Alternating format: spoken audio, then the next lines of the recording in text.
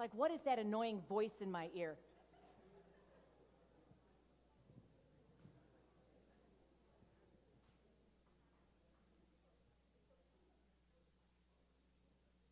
So we are starting a new sermon series, and if you read the bulletin, the new sermon series is on the book of Job.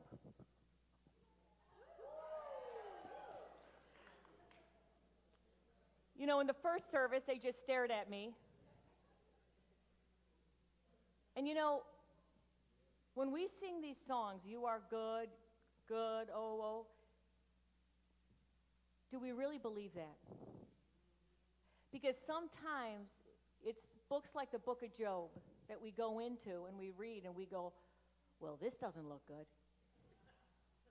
Are you really good? You know, about 6 or 7 or 8 months, I don't know how long ago, I was reading Job, and something happened that I read it different than I had ever read it before. And it like went on its head, and I'm like, this is a profound book. And I went to the elders, and I said, I think this is our next sermon series. And we were planning on going to something else. And I said, I think this is our next sermon series. Let me just tell you that the elders' response was very mixed. It went from, oh my God, no, all the way to, well, that sounds good. Even the elders were mixed on, I don't know if we want to do this. And I even heard their heart in saying, you know, this book freaks me out. This is a weird book. Because it's confusing when you look at it, when you read it. And you go, well, that God in there is kind of scary. That one I don't understand. Here's a couple of quotes. The book of Job is the song of songs of skepticism, and in it, terrifying serpents hiss their eternal question, why? Why? Next one. The book of Job is a fireball. It destroys the neat arrangement devised by some adherents of the religion of Israel to reject painful questions. It disturbs the harmony of biblical teaching about God's plan. It makes room for chance, for the irrational. It refuses to soften what everyone seeks to control, suffering and misfortune. Next one. No one can say what the book of Job is all about, not even given unlimited space and time. For it is a part of the book's greatness that whenever we think we have it mastered, it surprises us with new angles that we realize we haven't yet properly taken into consideration. But here's why I wanted to preach on Job. Because life is confusing. Because it does not make sense. It feels out of control. It feels freaky.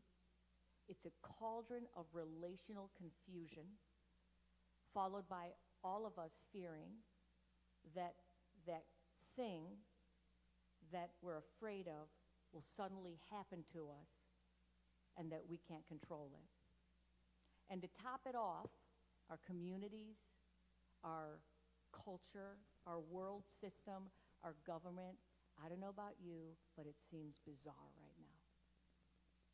It feels like the darkness is getting darker and life feels unstable. And I believe that into this little mayhem steps the book of Job. And this book, more than any other book in the Bible, screams out that quintessential question that we all have. Why? Why is this happening to me? Why is it happening at all? Where is God when all hell is breaking loose in my life? Where is he? What is he doing? Is he sitting there folding his hands and watching me suffer? Where is God in this moment? And right beside that are Job's unhelpful friends that are just so sure that they have the answer. You, Job, did something wrong. You did something to deserve what is happening to you. You know, sometimes the best thing we could ever do is just stop talking. And sometimes when we are sitting with somebody and we think we know the answer, we need to just stop talking. The best thing Job's friends did was come up beside him and sit quietly for 7 days. That is friendship. Because our best attempt at answering any questions, our best attempt is going to be, has a 99 probable chance that it's going to be wrong. Because we just plain and simply don't know.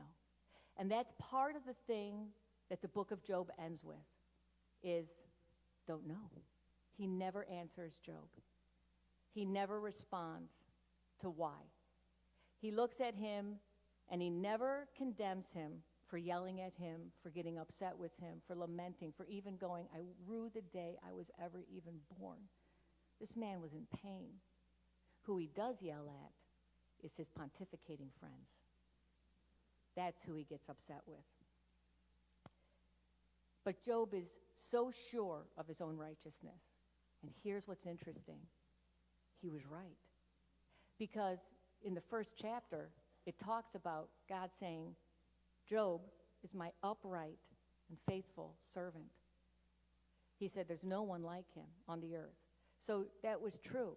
But wait a minute. If that's the truth, then that means that bad things happen to good people. Yow. And even with, in this man's upright life, where he's comfortably wrapped in his wealth and privilege, and then life hits, like it will inevitably hit every single one of us at some point. And when that happens, all fingers point to God, and you scream, why? Why is this happening to me? And what I hear in Job most of all, behind what he's saying, is this should not be happening to me. And what he's saying is, I'm a good person. This should not be happening to me. I'm a righteous person. This should not be happening to me. Why is it happening? And then the mantra begins. It has to be God. God is the one doing it. No, wait. It has to be Satan. Satan is the one doing it. No, wait a minute. It's got to be Job's own fault. It's Job's fault. He's the one. He's doing something wrong, and that's why it's happening. And what's even worse is that in the first 2 chapters of Job, what it looks like is that God is standing there with his hands folded, going, yeah, have at him. Go ahead. Take him down. I don't know about you, but that freaks me out. And not only that, even worse, is that it also looks like God is arbitrarily sitting up in the sky, conversation with the Satan, which is what it's called in Job, the Satan. And he goes, hey, the Satan, take a look at my servant Job, the righteous one. Yeah, him there. Hold on a minute. Let me pull down the hedge of protection I got for him so you can nail him. Isn't that what it looks like when you read it? But that's not what it is. Because we must look, when we are reading the book of Job, which is why last week's sermon was so important, and I so encourage you to listen to it again, is we must look at Job through the cruciform image of God. We must look at Job through the self-emptying, self-pouring out, giving, relational love of God. We must look at the author at this time had partial knowledge. We too have partial knowledge, but our knowledge has Christ in it. We have that image of who God is in Christ and what he's done in Christ. And I want to make these declarations. And by the way, this morning, I'm just giving a general overview. So we're going to go into all of these chapters deeper. So I'm just doing a skim job here. But I want to make these declarations. I believe in the loving character of God and the cruciform image as found in Christ. That is where I hold. I believe that life, that what we see on this earth is life here on earth after the fall. and that we live in a world that is broken, and it's in the process of being redeemed. We are in the now and the not yet. I believe in the redemptive work of the cross, and I believe in the power of the cross and the victory that that cross holds. And I believe that God is for us, and he is not against us. So as we go to a book in Job, like Job, as we go to the Old Testament, but a book like Job, we must, and you're going to hear me say this 72,000 times because we need to get it into our head, we must look at it through the crucified Christ and the love of God as seen in Christ. We must look at it through the depth, the length, the width, and the height of who God is. So we look at that, and we place that over Job, and we go, that doesn't look like that. So I'm missing something here. Show me, Lord, what I'm missing. I'm missing your mercy and your grace here. But this is going to be unpacked as we go along. Job is one of the most confusing books of the Bible and one of the most misquoted books of the Bible as well. You know, even the name is confusing. When I first got saved, J-O-B, how do you say it? Job. Hello? Nobody says, hey, I'm looking for a Job right now. No one says that. No one says, hey, did you get your Job yet? No one says that. So when I first got saved, this is true, I first got saved, and, you know, you're afraid to even talk in church when you first get saved, and I made the mistake of saying job. Everybody, I almost lost my salvation. Everybody went into hysteria over the, and I didn't even know what I did. I'm like, what is going on in this moment right now? They're like, it's Job. I'm like, excuse me. Look, it still affects me. I'm like, J-O-B is job. So, and by the way, I have to say this. All of the commentaries I read, they don't even know where the word came from. Like, they don't know where the name Job came from. And there's about 15 different definitions of what it even means. So they're like, we don't even, so you can pronounce it Job or Job. We don't care. And nobody laugh. Just goes either way. But I do want to say this, is today I'm giving you my bird's eye view, but every preacher that is coming here to share, you're going to hear a little bit different nuances, and that's okay. Because we're all different, and we're all going to look at it. So when I am giving you my paradigm, I am laying down my paradigm and my lens, and I'm sharing with you. I'm sharing with you the God that I have come to know face to face. I am sharing with you the one that has loved me through thick and thin in my life. So when I went to Job that's grown even deeper, I have to say, over the last 5-6 years. So when I read Job and started going through it again, it flipped, like I said. It changed. Because I know my Father even greater than I knew him before. And so I went, yeah, this is different than what I thought. The other thing, each one of us needs to develop our own theology. Because it's one of the things that is a mark of this church. We embrace learning and discovery. And the reason that we do that is because when I have things happen in my life, I must know my own theology, and I must know who I know. When you all have something happen in your life, you must know who you serve. You must know the one who loves you most. You must be able to look at God and go, okay, I know you are with me in this. And I know that I can turn to you, and I know you're not against me. And, you know, I was sharing in the first service that my mantra from young age was, why do you hate me? Not even a young age. I knew when I turned 18, so about 18. Why do you hate me? And then it was, why is this happening to me? And then it was, why does it feel like you're pounding my face in and nobody else's? And then it was, wait a minute, that's not who you are. That's not who you are. So it's an ongoing revelation in our life.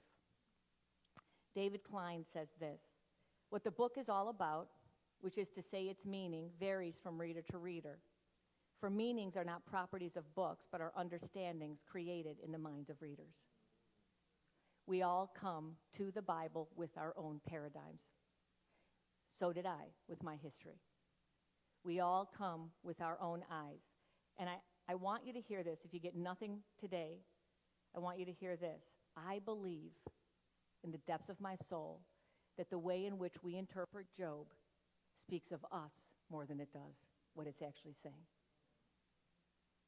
That when I am reading it, and if I see a punitive God, that's my theology. If I'm reading it and I see somebody who just sits back and allows these things to happen while doing nothing to help me, that's my image of God. Is that God calling me?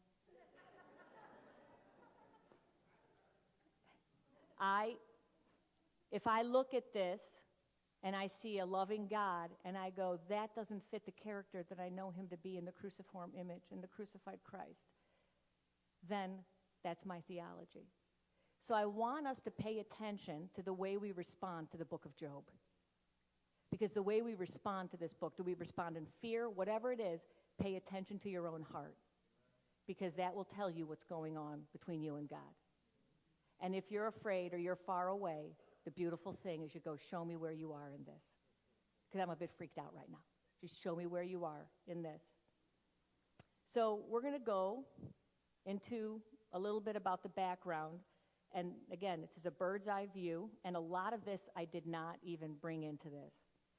But we're going to just lay some background down for you so that when we go into chapter 1, which I believe Corey and Terry have next week.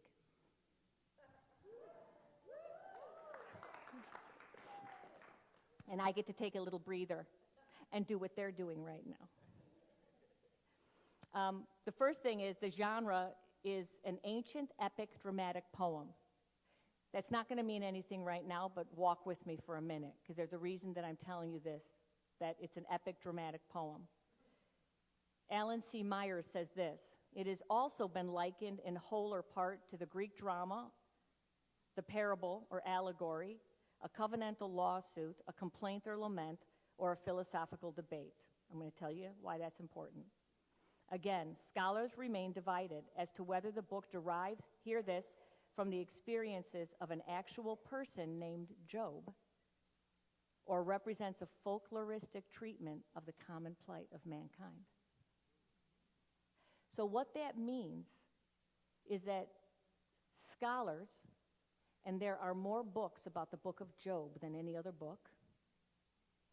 That means that scholars look at Job and they argue about whether it was an actual person or whether somebody, in response to why people suffer and what evil means on the earth, wrote down a narrative, wrote down a play, wrote down a drama, wrote down a poem about what this was. And so it's not the image, but it speaks more to our own humanity. It speaks more to our own wrestling about why these things happen. Every one of us has thought this in this room. There's not one person that has never gone through something that hasn't gone, why? Where are you? Listen, I'm going to say this later too, but I don't even like the word God allowed. I don't even like that word. Because what that image is that God allows by folding his arms and watching why children are attacked, or why a car accident happens, or why somebody's drowning, or why people are sexually abused. Like, I look at those, and so God allows means he's just standing by and watching. Is that the truth? We'll talk about that later. Not today, but as we go on. Again, as you study the book of Job, keep these facts in mind. This is an Oriental book filled with thoughts and expressions of Eastern people. This is a poetical book, and Hebrew poetry is very unlike Western poetry. This book wrestles with a difficult problem, the presence of suffering in a world where God rules. These three characteristics alone make the book of Job difficult to read and interpret, but we must not ignore it. When we read these books, we must understand a poetry book that's an epic drama, that this is someone's attempt at answering the reason for suffering and evil. Within it, there's going to be hyperbole. Within it, there's going to be emotion, and there's going to be feelings, and there's going to be all sorts of things that the person has placed within it. This is as much about humanity as it is about God. This is about human beings struggling with the question, why do these things happen in this life? And I have to say this. The author, which by the way was not Job, they believe it was written sometime in Solomon's time, but the author who wrote this book had the knowledge that he had about God at that time and in that context. And the knowledge that he had about God in that time and that context was the Israelite understanding of God, and the Israelite as judgmental and as punitive, and the Israelite understanding that good things happen to good people and bad things happen to bad people. And when you read the Old Testament, you see that if somebody, let's say, did not get pregnant, it was because they had something bad in their life. Y'all know that we've been brought up in a system where if something's going on into someone's life, you have heard or somebody said it to you, well, maybe there's sin going on. And they blame the sin, and they start digging into there. That is the Old Testament punitive image. Because where we are, all these centuries later, is over here with the cruciform image of God. They did not have that at that time. So when they were writing this book of Job, they had their context and their image. When we are on this side, we have our view and image and context of God, and we all see through a glass dimly. But we have the self-emptying, loving, gracious, merciful, kind, 1 Corinthians 13, Galatians 6, love, peace, patience, kindness, goodness. That's who we know God to be. They did not have that image at this time when this book was being written. And when this person was crying out, why do bad things happen? And they were trying to figure out the answers. Obviously, it's because he was doing something wrong. Even scholars have difficulty translating and responding to this book. And what we do is when we're reading this, is we pay attention to the main points that are going on, and we don't get caught a lot in the detail. And you'll also find that as we walk through this, that Job's friends, it's interesting because like us, they have both truth and untruth. Anytime I'm standing up here preaching, I am preaching from what I know. So there's going to be truth, but there's also going to be things that are not. Not because I'm doing it on purpose, but because I'm human. Every preacher, every person holds that within him, that gray period. We don't like to talk about that. We like to say, oh no, I know. Oh no, it's clear that it goes this way. It's not. It's not. And if you ever hear somebody go, this is the truth, run. There is a truth, and it is this, the kerygma. The death, the burial, the resurrection, the new life, the transformation in Christ. The gospel, that is the kerygma. That is what we hold on to and we grab a hold of. That cross we do not let go of. Everything else that surrounds it is kind of gray. It's kind of gray.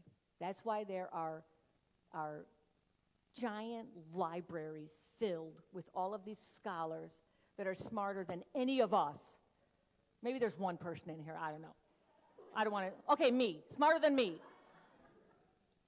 that know a lot more than we do. There are so many different theologies, which is why I talked about that last week. So their theology, as they're writing this, is mixed, which is very interesting to me, because there's sometimes you look at Job's friend and you go, well, that's truth. And I know that's truth because when I look at the Bible from Genesis all the way to Revelation, I find that truth in there. So that I can grab a hold of. But then the next sentence you go, what are you even saying? That's not truth. So then you go, well, how do you know? Kind of freaks you out when you read the Bible. Then how do you know? Cruciform image of Christ. You sift the whole Bible through the cruciform image and you place that over and say, this is who I know God to be. This is what I know. And if we're looking at it, we're getting something else, and we go, show me, Lord. Show me where you are here. This sermon is about broken images. Not this sermon. Our series is labeled Broken Images of God. And that's probably the biggest key that I believe in the book of Job. It is broken images of God. It is what we think God is when he is in fact not that. And we're going to talk about that more. And again, I believe that this is more about our human suffering and trying to answer that question than it is about anything else. Greg Boyd says this book is not advocating that this is a theology that we're supposed to believe, but the book is advocating that this is a theology that we're supposed to reject. Isn't that fascinating? It's showing us humans' response. Just because it is there does not mean we go, oh yeah, this is it. We have to take the whole counsel of the Bible, the whole counsel, and especially the image of Christ. But there are competing theologies in this. There's Satan theology that you see in the first couple chapters, and his is that God is a puppeteer. He's some kind of Machiavellian, which is a sneaky, cunning person, or Svengali-like, which is like a manipulative person, that he's this mean, punitive thing, and he is accusing God, he's accusing Job. You know, Revelation tells us he stands before the throne accusing the brethren, us, day and night. So he sees God, and he throws it out there that he's just a puppeteer, he's a control freak, and he's holding Job captive, meaning he has a hedge of protection around him. Then you got Job's friends. If something bad is happening to you, it's because you deserved it. If something good is happening to you, it's because you deserved it.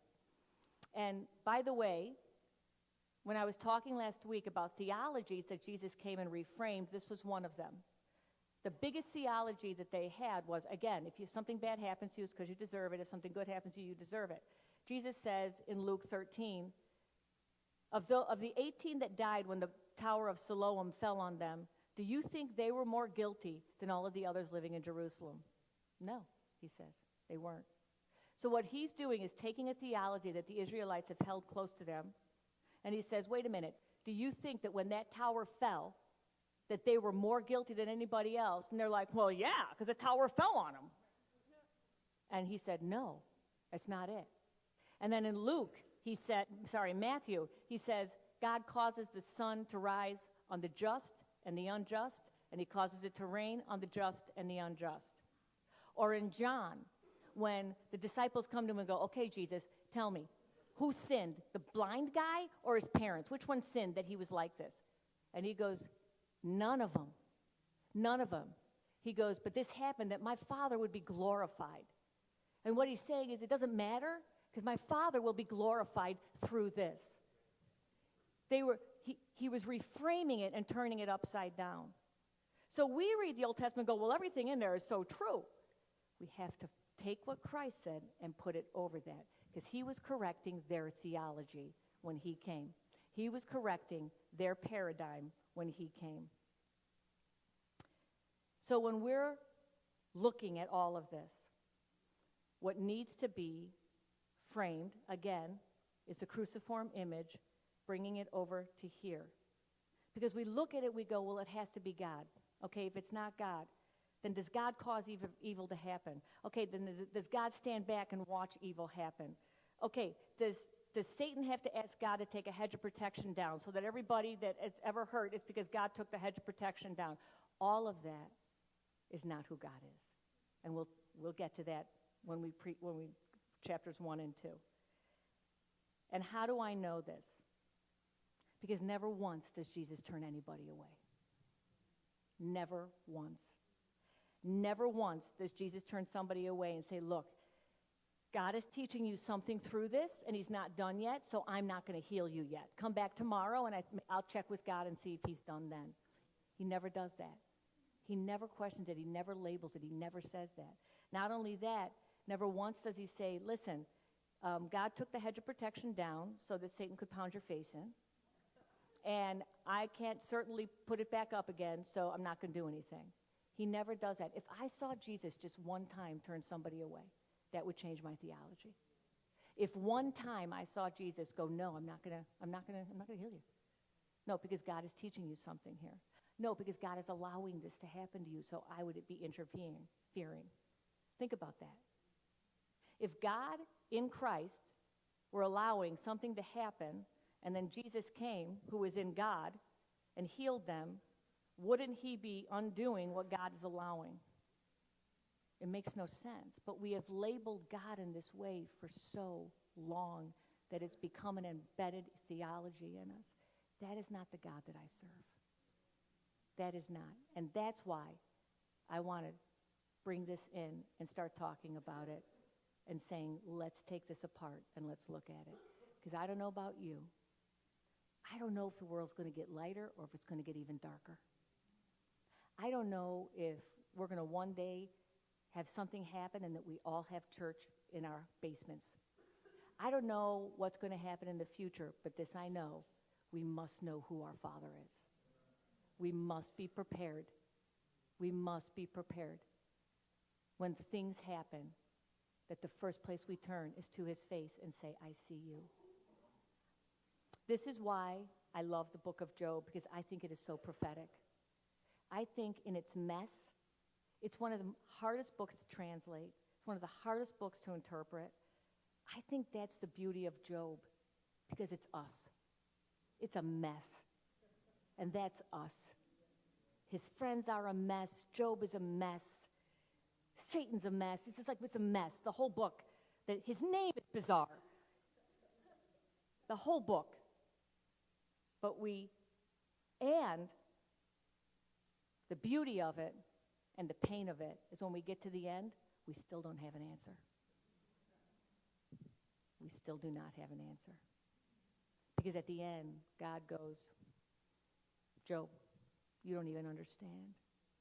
You do not understand. So as we are going into this, what I want us to hear is this. Greg Boyd says this. We are living in a very mysterious, unfriendly, complex creation torn apart in war. And we don't see more than a molecule on the tip of an infinite iceberg. We know very little about anything, and we don't fully understand an infinite God. And we have to be peaceful and rest in that. We don't know. But I want to say, when Job gets to this point, and it's interesting because people will read when God interacts with Job that God is yelling at Job. I don't read it like that. I read it where God goes, Job, were you there when I created the earth? I don't see him going, Job, were you there when I created the earth? But that's an indication of our lens towards God. So if you read it like that, look in. But I believe that God is looking at him and goes, Job, dude, were you there? Like, come on, let's work this through. And Job changes. He never gets an answer and he changes. Do you know why? Because he saw God face to face. Because he knew whose he was all of a sudden. And it didn't matter. It's where I started with David. How did David know he could kill Goliath? Because he sat with God on the side of a hill and saw him face to face. Because he knew who he was. When I, about 15, I don't know, how old am I? So about 9 years ago, am I 25? Thank you. You're beautiful. About 9 years ago, I had an experience with Neil Lozano and Heart of the Father. And I went and had him pray for me. And at the end of that, I had a vision. Can't even talk about it. But I had an image. And God showed me my life from the time I was a zygote, literally, an egg in my mother's womb, a little zygote, to the time that I died. And I saw woven through there his love. And this is coming from a background of being physically, verbally, and sexually abused as a child, which is where I got, why do you hate me? That's where that came from. Why does it happen to me and not other people? It probably was happening to other people, but I didn't know. And I saw woven through there this love of God. And this thing that had been around my heart, that that was like a wall, a cage. And I saw it melt with his love. And I saw him face to face, and I saw that love that was woven through every bad moment and every beautiful moment of my life. And he was saying through that love, I was there. I am there. I am with you. And in that moment, years of pain just went, because I saw him face to face. I saw who he was. And in that moment, it didn't matter what happened to me. I don't know how to explain it other than to say, my past no longer defined my future.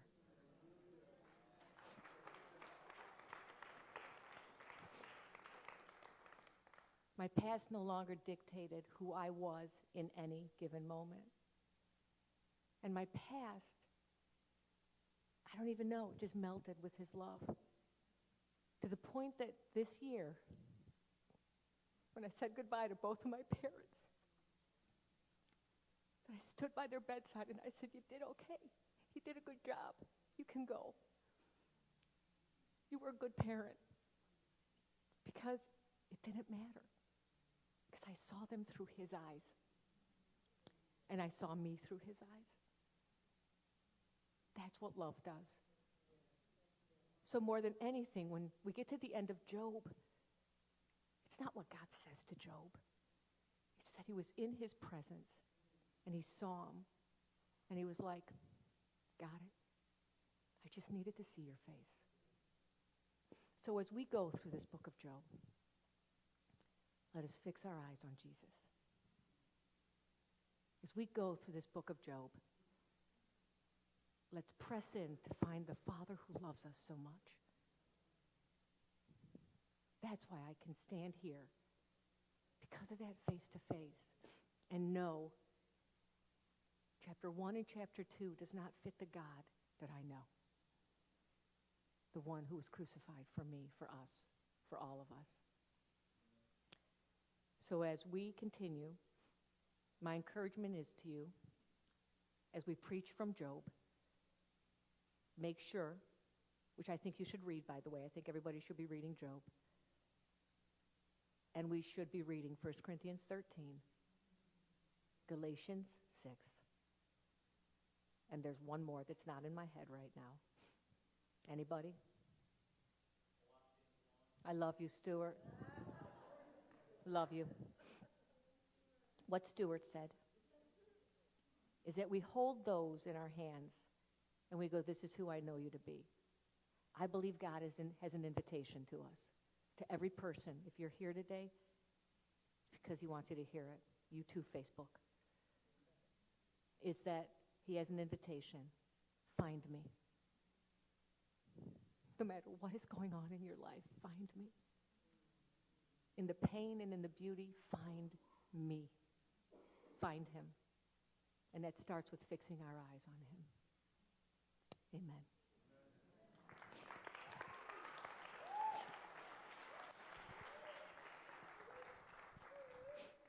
Good morning, church. I'm all the way back here. First, thank you, Pastor Tracy. That was amazing. Thank you so much. Can't wait. We are blessed and honored today to have with us, worshiping with us here this morning, Encountered Heart Ministries. They've been here all morning with us.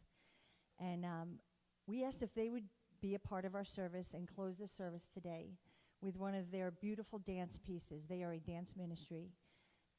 So I want to just welcome Encountered Heart to come and close our service for us today.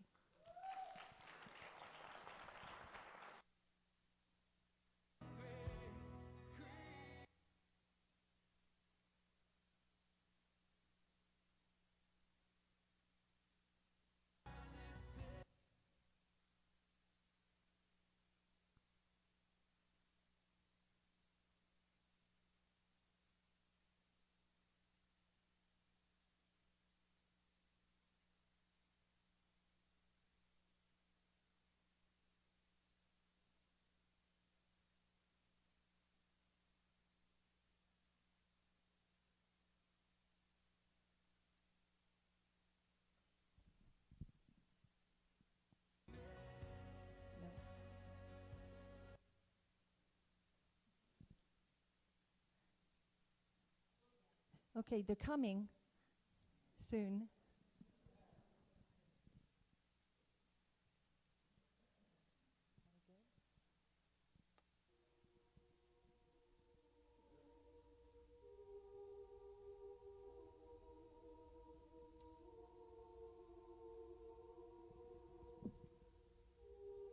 I see God in symmetry. I see God in our make-believe.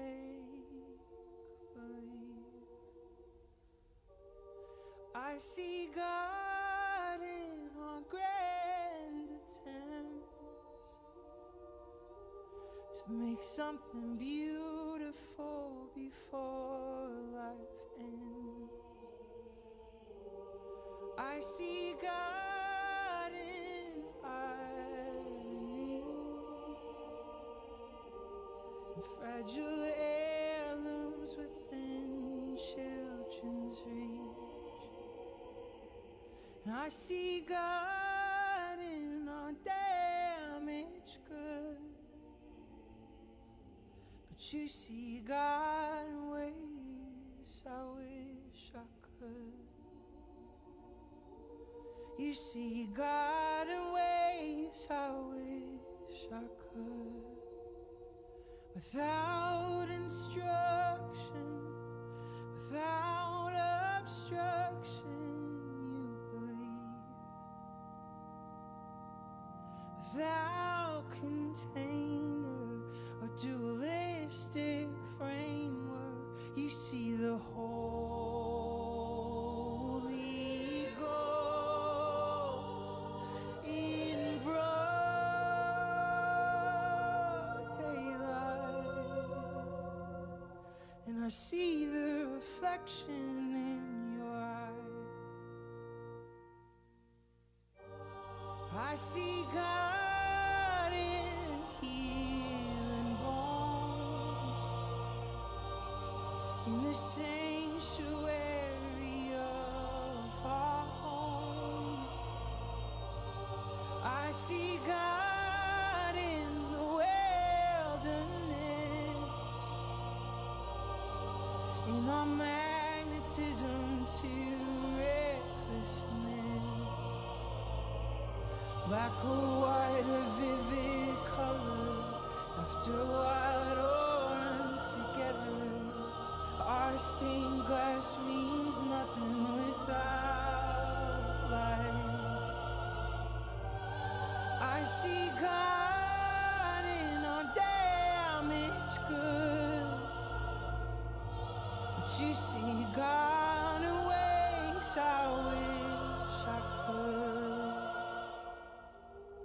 You see God in ways I wish I could.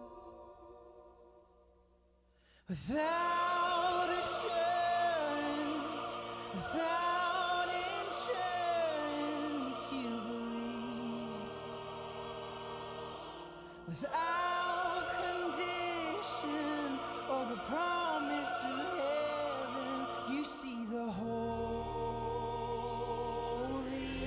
Ghost in broad daylight. And I see the reflection in your eyes. I see the reflection in your eyes.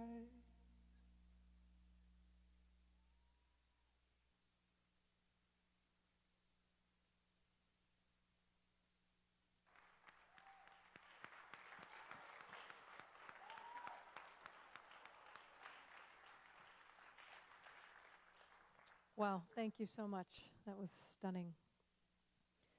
So, we have a ministry called Compassion, some of you are familiar with. And Compassion does something so beautiful and steps in to people's lives when there's a need, there's a job loss, or you can't pay a bill, or there's something in crisis. We step in and say, how can we help? And come alongside in prayer and financial help and resources. And today we're inviting you to sow into that ministry with another offering, and all that is given in this offering will be specifically for compassion. And if you can write in the note, in the memo line for compassion. Okay. And if our ushers could come forward. Just want to thank Tony and Cindy for all their hard work that they do in carrying this ministry.